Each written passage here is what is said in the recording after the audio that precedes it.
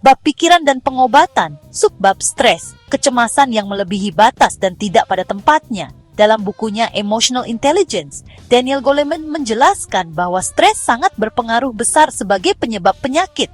Karena dalam kondisi stres, orang akan mengalami penurunan kekebalan tubuh yang signifikan. Kecemasan, stres yang disebabkan oleh tekanan hidup, barangkali merupakan emosi dengan petunjuk ilmiah yang berbobot paling besar, berkaitan dengan awal mula sakit dan arah menuju kesembuhan. Bila kecemasan menolong kita untuk bersiap-siap mengatasi bahaya, kecemasan itu telah banyak berjasa bagi kita. Tetapi, dalam kehidupan modern, kecemasan seringkali melebihi proporsi dan tidak pada tempatnya. Karena beban stres dianggap sebagai situasi yang harus kita terima dalam hidup, atau situasi yang dibangkitkan oleh pikiran, bukan sebagai bahaya nyata yang harus kita lawan. Serangan rasa cemas yang datang berulang-ulang menandakan adanya stres yang sangat hebat. Wanita yang mendapat gangguan pencernaan karena terus-menerus cemas merupakan contoh bagus bagaimana kecemasan dan stres memperhebat gangguan medis. Dalam suatu tinjauan pada tahun 1993, dalam Archives of Internal Medicine akan penelitian mendalam tentang hubungan stres penyakit, Bruce McEwen, seorang ahli psikologi dari Yale, mencatat adanya spektrum yang lebar dari efek hubungan tersebut, terganggunya fungsi kekebalan, sampai ke titik yang dapat mempercepat penyebaran kanker, meningkatnya kerawanan terhadap infeksi virus, menghebatnya pembentukan plak yang dapat mengakibatkan aterosklerosis, dan penggumpalan darah yang menjurus pada infarksi miokardial. Dapat memicu timbulnya diabetes tipe pertama dan mempercepat diabetes tipe kedua, dan memperburuk atau memicu serangan asma. Otak juga rawan terhadap efek stres jangka panjang yang berlangsung terus-menerus, termasuk kerusakan hipokampus, sehingga ingatan pun jadi rusak. Bukti yang sangat meyakinkan akan pengaruh medis akibat stres berasal dari studi-studi tentang penyakit menular seperti selesma, flu, dan herpes. Setiap saat, kita terpapar virus-virus semacam itu, tetapi biasanya sistem kekebalan kita mengalahkannya, kecuali bila kita sedang di bawah stres emosional yang menyebabkan gagalnya pertahanan tersebut. Dalam percobaan-percobaan ketika kekuatan sistem kekebalan diuji langsung, stres dan kecemasan telah terbukti dapat melemahkannya. Tetapi dalam sebagian besar, hasil semacam itu tidak jelas apakah rentang melemahnya kekebalan itu signifikan secara klinis. Atas alasan tersebut, hubungan ilmiah yang lebih kuat arah stres dan kecemasan dengan kerawanan medis didasarkan pada studi-studi prospektif, yaitu studi-studi yang menyertakan orang-orang sehat dan memantaunya. Begitu ada tanda-tanda meningkatnya stres yang diikuti oleh merosotnya sistem kekebalan dan timbulnya penyakit. Dalam salah satu studi yang secara ilmiah dipandang cukup meyakinkan, Sheldon Cohen, seorang ahli psikologi pada Carnegie Mellon University, bekerja sama dengan ilmuwan-ilmuwan pada unit penelitian khusus untuk selesma di Sheffield, Inggris, dengan hati-hati mengukur tingkat stres yang dirasakan orang dalam kehidupannya. Kemudian secara sistematis memaparkan orang-orang itu terhadap virus selesma. Tak seorang pun yang terpapar tadi betul-betul terserang selesma, karena sistem kekebalan yang kuat dapat menahan virus selesma. Cohen menemukan bahwa semakin tinggi tingkat stres dalam kehidupan seseorang, semakin besar kemungkinan orang tersebut terkena selesma. Di antara mereka yang memiliki tingkat stres rendah, 27% terserang selesma setelah terpapar virus, dan di antara mereka yang dalam hidup terus-menerus mengalami stres, 47% terkena selesma. Hal ini membuktikan bahwa stres itu sendiri memperlemah sistem kekebalan. Hal yang tidak jauh beda juga terjadi pada pasangan suami istri. Pasangan suami istri yang selama 3 bulan terus-terusan cekcok dan mengalami peristiwa-peristiwa tak mengenakan, seperti pertengkaran rumah tangga memperlihatkan suatu pola mencolok, yaitu 3 atau 4 hari setelah mengalami segudang peristiwa yang amat menjengkelkan, mereka sakit pilek atau terkena infeksi saluran pernafasan bagian atas.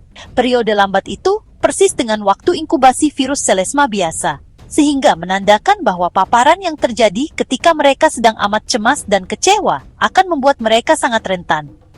Pola stres infeksi yang sama tak berlaku juga untuk virus herpes. baik jenis yang menyebabkan sariawan di bibir maupun yang menyebabkan luka di alat kelamin.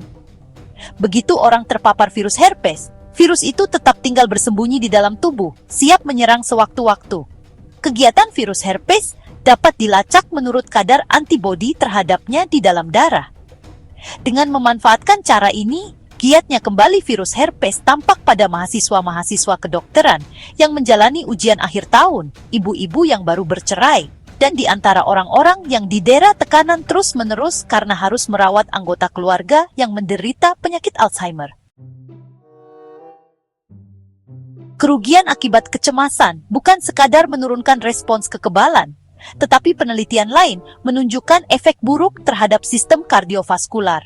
Bila permusuhan bertahun-tahun serta serangan amarah yang terjadi berulang kali tampaknya membuat pria berisiko paling tinggi terkena penyakit jantung, emosi yang lebih mematikan pada wanita tampaknya adalah rasa cemas dan takut. Pada penelitian di Stanford University School of Medicine terhadap lebih dari 1.000 orang pria dan wanita yang telah mengalami serangan jantung yang pertama, wanita-wanita yang kemudian terkena serangan kedua ditandai oleh kadar rasa takut serta kecemasan yang tinggi. Dalam banyak kasus, rasa takut itu berbentuk fobia-fobia yang melumpuhkan. Karena kerugian medis yang ditimbulkan oleh beban stres begitu luas, teknik relaksasi yang secara langsung melawan perangsangan fisiologis akibat stres digunakan secara klinis untuk meringankan gejala bermacam-macam penyakit kronis. Contoh penyakit-penyakit itu mencakup penyakit kardiovaskular, beberapa tipe diabetes, artritis, asma, gangguan saluran pencernaan, dan nyeri kronis. Pada tahap gejala penyakit memburuk akibat stres dan beban stres emosional membuat pasien merasa lebih santai dan mampu mengatasi gejolak perasaannya, seringkali dapat meringankan gejala tersebut. Kerugian medis akibat depresi. Salah satu kesulitan mengobati depresi pada pasien medis adalah gejala-gejalanya, termasuk hilangnya nafsu makan dan turunnya semangat hidup, dengan mudah disalahartikan sebagai tanda-tanda penyakit lain, khususnya oleh dokter yang kurang terlatih melakukan diagnosis psikiatri. Ketidakmampuan mendiagnosis depresi itu justru dapat mempersulit masalah, sebab itu mengandung arti bahwa depresi si pasien tidak teramati dan tidak diobati. Dan kegagalan mendiagnosis serta mengupayakan kesembuhan itu dapat memperbesar risiko kematian pada penderita penyakit berat. Misalnya, di antara 100 pasien yang telah menerima transplantasi sumsum tulang, 12 dari 13 orang yang mengalami depresi meninggal dalam waktu 1 tahun pertama sesudah transplantasi dilakukan. Sementara 34 orang dari 87 sisanya masih hidup hingga 2 tahun kemudian. Pada pasien gagal ginjal kronis yang menjalani dialisis, penderita yang didiagnosis mengalami depresi berat amat besar kemungkinannya meninggal dalam waktu 2 tahun berikutnya. Jadi, depresi adalah alat prediksi kematian yang lebih akurat daripada tanda medis lainnya. Dalam hal ini, pola yang menghubungkan emosi dengan kondisi medis tidaklah bersifat biologis, tetapi lebih pada bagaimana menyikapi penyakit. Penyakit jantung pun tampaknya semakin parah akibat depresi. Dalam sebuah studi terhadap 2.832 pria dan wanita setengah baya yang dilacak selama 12 tahun, orang-orang yang merasa tidak berdaya dan putus asa mempunyai risiko kematian lebih tinggi akibat penyakit jantung. Pada kurang lebih 3% penderita depresi paling hebat, laju kematian akibat penyakit jantung 4 kali lebih tinggi bila dibandingkan dengan laju kematian orang-orang yang tidak dilanda depresi. Depresi agaknya menimbulkan risiko medis yang amat berat bagi mereka yang pernah mengalami serangan jantung. Dalam suatu studi di sebuah rumah sakit di Montreal terhadap pasien-pasien yang berobat jalan setelah perawatan untuk serangan jantung yang pertama, risiko kematian pasien-pasien yang mengalami depresi jauh lebih tinggi dalam waktu 6 bulan berikutnya. Pada 1 dari 8 pasien yang menderita depresi hebat, laju kematian adalah 5 kali lebih tinggi daripada orang-orang yang menderita penyakit serupa. Di antara mekanisme yang mungkin, yang barangkali menjelaskan mengapa depresi meningkatkan peluang serangan jantung berikutnya adalah pengaruhnya terhadap variabilitas kecepatan detak jantung, yang meningkatkan risiko tidak teraturnya denyut jantung yang berakibat fatal. untuk mendapatkan buku Emotional Intelligence karya Daniel Goleman. Klik tautan pada deskripsi video ini untuk melakukan pembelian secara online di bellbook.com. Bellbook.com adalah toko buku online yang sudah berdiri sejak tahun 2009 dan melayani pengiriman ke seluruh wilayah di Indonesia.